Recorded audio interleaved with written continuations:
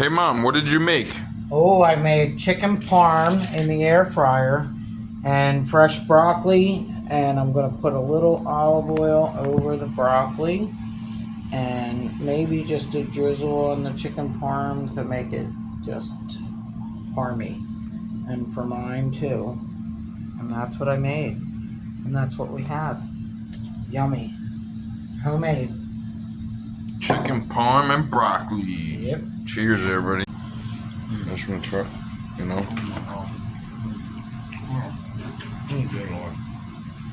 What, is it good?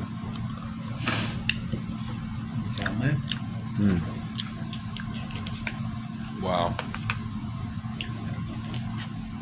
It's homemade. It's just, I didn't fry it.